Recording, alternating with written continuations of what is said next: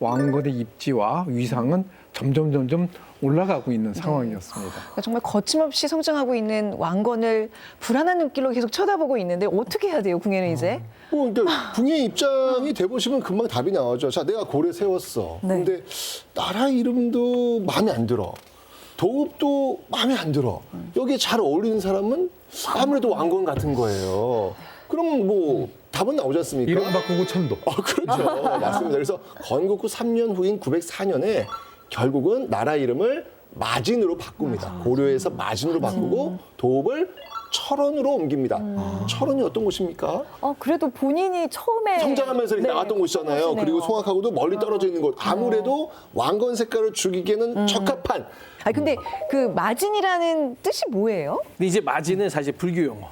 불교 용어. 그래요? 근데 이제 마하 진단이라는 건데 이게 산스크트어로 마하가 뭐냐면 크다. 그래서 마하반야 하면 큰 지혜. 그래서 이 마하라는 게 크다라는 뜻이고 이 진단이라는 게 어떤 거냐면 진인, 참된 사람이 머무는 곳이라는 뜻을 포함하면서 큰 동방의 나라라는 뜻이 마하진단. 이 불교적인 용어를 또 붙여서 국호를 씌운 것 같습니다. 그 고구려인들은 드디어 우리 고구려가 부활했네 하고 좋아하고 있는데 이름을 바꿔? 그렇지. 엄청 반발이 심했을 것 같은데요? 네, 그렇죠. 사실 고구려라는 이름, 즉 고려라는 이름을 버렸다는 것은 이 고려의 계승성 뭐 이런 것들을 이제 포기했다. 그걸 벗어나겠다 이런 뜻을 보여주니까 당연히 이들 세력들이 강력하게 반발할 수밖에 없었던 것이죠. 실제 왕건 같은 경우에는 그 궁예가 그 국호를 고려에서 이제 마신으로 바꾼 그 2년 뒤 906년경에 이런 꿈을 꿨대요. 이렇게 바다가 있었는데 그 9층 금탑이 이렇게 쫙 올라왔나 봐요. 그 9층 금탑 위에 자신이 떡하니 올라서는 그런 꿈을 꿨다. 범상치 않은 그렇죠, 꿈이네요. 그렇죠. 그러니까 어떤 사람들은 이때부터 아마 이 왕건이 딴 생각, 즉 영모를 꿈꾼 게 아니었느냐, 뭐 이런 이야기도 있지만 고구려를 계승했던 어떤 이 그 계승의식이 강한 이 송악 지역 사람들이 도읍을 지금 천원 쪽으로 갔어? 국호도 좀 바꿨어? 마치 사냥이 끝나고 이제 사냥개를 잡아먹어야 되는 그런 시간 아닌가? 라는 그런 불안감. 이런 것들도 갖게 되지 않을까요? 그 잡아먹히기 전에 먼저 물어야겠다. 그렇지. 궁예가 송악에서 철원으로 도읍지를 옮기고 자신의 권력을 강화시키기 위해서 통치 체제 자체를 시스템을 이제 정비하죠. 인사권을 장악하는 그런 기관도 만들고 하여간 국가를 운영하기 위한 여러 가지 장치들을 시도를 합니다.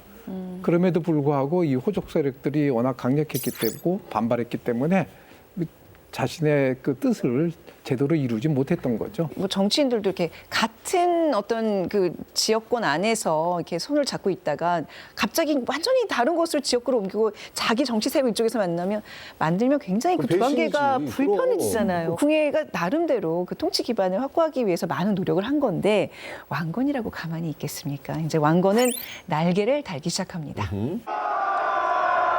궁예가 후 고구려를 건국한 이후 그의 부하인 왕건은 전투가 벌어지는 곳마다 승리를 거두며 세를 확장시킨다.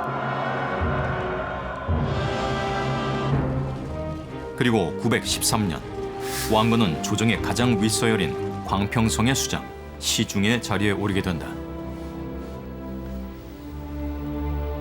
나는 오늘 대태봉국 황제 폐하의 영을 받들어 이 조정의 시중 자리에 앉아 있소이다. 폐하께서는 오늘 시중인 나 왕건으로 하여금 새로운 국정을 발표하게 하시려고 애써 이 조당에 나오지 않으셨소이다.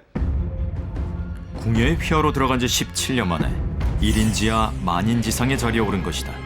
이때 왕건의 나이 37이었다.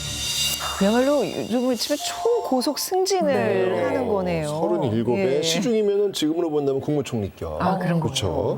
그러니까 삼국사기 기록에 보면요, 그 왕건의 그 진급 상황이 아주 자세히 기록되어 있습니다. 896년 궁예 밑으로 들어간 후 2년 뒤인 898년에 정기대감이 되고요, 900년에는 아찬이 되고요, 909년에는 해군 대장군, 그리고 대아찬을 거쳐서 드디어 913년에 시중의 자리까지 오르게 되는데 뭐 직책 이름이 중요한 건 아닌데 어쨌건 2, 3년에 한 번씩 공을 세우면서 계속해서 진급하고 있다는 것이죠.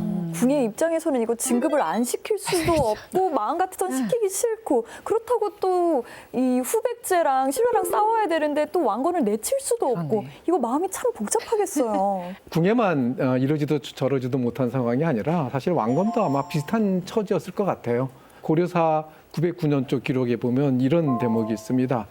왕건이 이게 아무래도 변방으로 가야 되겠다. 궁예가 날로 포악해지는 그런 상황 속에서 몸을 피하지 않으면 안 되겠다라는 이런 생각을 했던 것이죠. 제일 좋은 게 아무도 신경 쓰지 않는 자리에 가 있는 거예요. 네, 내부에 뭔가 소용돌이 속에 있으면은 눈에 자꾸 밟히거든. 네. 가만있어 봐. 쟤는 어디 있어? 아, 저기 있었어? 그때쯤 다시 부르게 돼 있어요. 너무 공감하시는데요. 우리 직장 생활도 마찬가지거든요. 궁예는 이 시기 강력한 왕권을 가진 절대 군주가 되고 싶었죠. 왕건을 비롯한 호족들의 도움을 받아서 왕이 되긴 했지만 이제 더 이상 왕이 된 뒤에는 그들의 눈치를 보고 싶지 않았던 것이죠. 따지고 보면 이 관시법이라고 하는 것도 호족 네 마음을 내가 다 알아. 이런 이제 그런 형태로 독심술로 활용하는 것도 호족 세력을 견제하기 위한 하나의 방식이 아니었을까 생각합니다.